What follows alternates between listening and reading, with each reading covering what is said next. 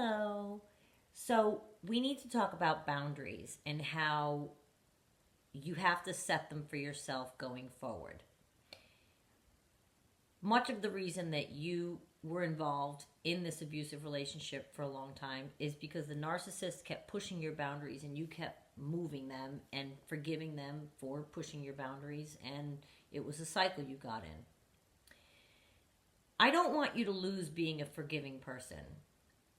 Forgiveness is a wonderful attribute. We talked about forgiveness before.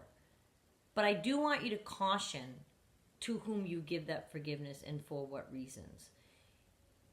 If you have a list of boundaries, whatever those are in your mind, they're different for everybody. And we'll call it lines in the sand, behavior that you will not, tolerate. Or that you insist, but there could be good behavior that you insist somebody has towards you. That's a different kind of boundary also. That's a bar that you want to reach, I guess, is more than a boundary. But if somebody breaks your boundaries, and they can be sneaky about it, you have to be careful. Because if they're not respecting your boundaries, then they're probably somebody for whom you need the boundaries. That's the exact person for whom you need them. Say, for example, even in the beginning of a relationship, it could be, they could disguise it as some love thing. Okay, hi, nice to meet you. Yep, this has been nice. I really don't want a serious relationship. I only want to see somebody like a couple times a week, or whatever you say to that person. And they insist, oh no, I want to go all in. I just love you. I need you 7 days a week. And boom, they start showing up 7 days a week, and you allow it. Because they disguised it as they love you so much that you're just floored. You just moved your own boundary. You had it for a reason when you met the person. That's just one example. So I'm just going to go with this one example. You forgave them for moving your boundary because they disguised it as, ooh, but I love you so much, which is a big red enough flag anyway because it's the beginning of the relationship. I won't say they can't possibly feel that way because maybe love at first sight does exist. But for them to disregard what you told them and plow right over it and through it, that's a problem. That's a huge problem. And you need to have your boundaries going forward. Whether it's, you might say, I'm not going to allow phone calls after this certain time or before this certain time. Or I'm not going to say yes to go out to dinner with somebody unless they give me a certain, amount of notice. Or I'm not going to just be somebody's ear for their problems and get nothing in return. There's a lot of different ways to set boundaries. But figure out yours, and when you set them, treat it as ironclad. It's an agreement you're giving yourself from yourself. And be unforgiving about it. You won't bend. I'm not talking about compromise in a healthy relationship. That is not what I'm talking about. I'm talking about healthy boundaries that you set for yourself to protect you against entering this kind of relationship ever again. And it doesn't matter if it's a relationship or a friend or a coworker. It's certain ways that you're demanding to be treated by people. Certain ways that you're being demanded to be treated and that you're demanding. So once you set them, do not falter.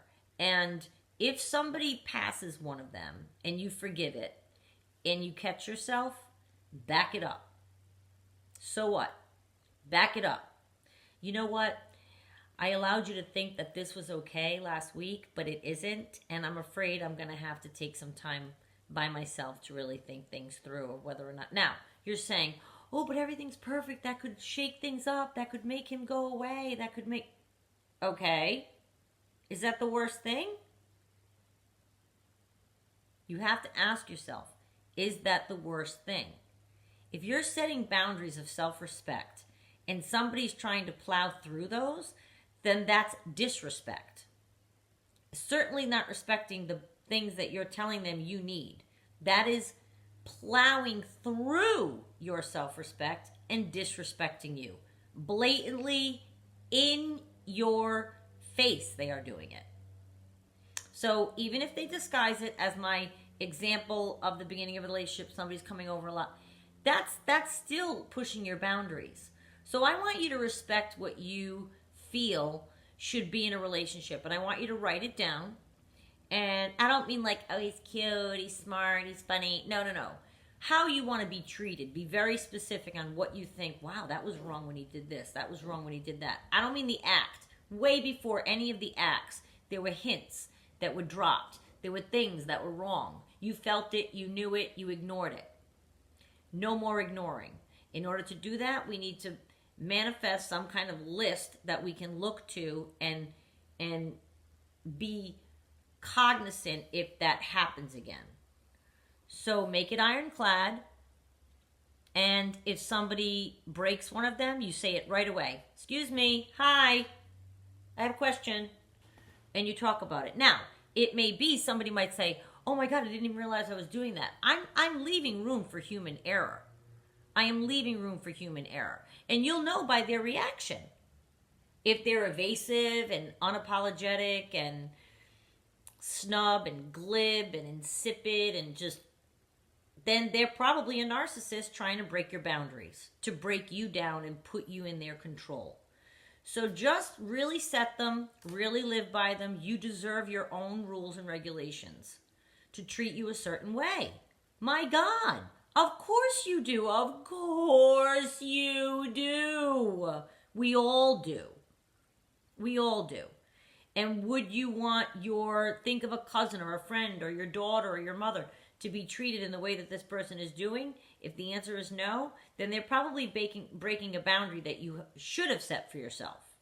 So think about your boundaries, go forth and employ them with vigilance. Okay.